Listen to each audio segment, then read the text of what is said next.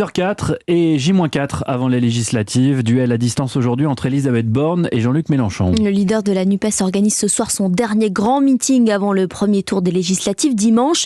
Un rendez-vous prévu dans le Calvados, département où se présente aussi la première ministre, attendue à une réunion publique à Vire en fin d'après-midi. Un bras de fer où les Républicains ont bien du mal à exister. Oui, les LR affaiblis par la présidentielle pourraient même perdre le rôle de premier opposant sur les bancs de l'Assemblée nationale.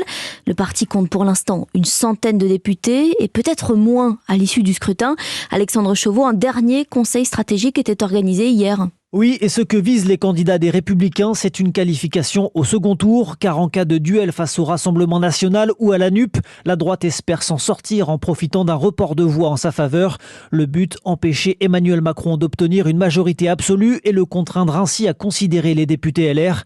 Nous serons les acteurs déterminants des 5 ans qui viennent, affirme même Christian Jacob. Mais alors la droite veut-elle être une force d'appoint pour Emmanuel Macron ?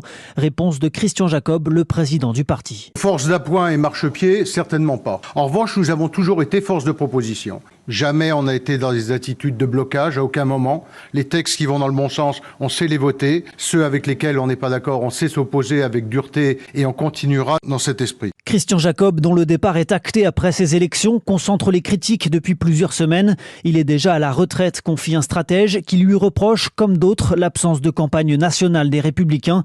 LR n'a notamment pas fait de meeting comme ses adversaires Marine Le Pen ou Jean-Luc Mélenchon. Une discrétion qui irrite autant qu'elle aiguise les ambitions en coulisses pour lui succéder. Alexandre Chauveau du service politique d'Europe 1.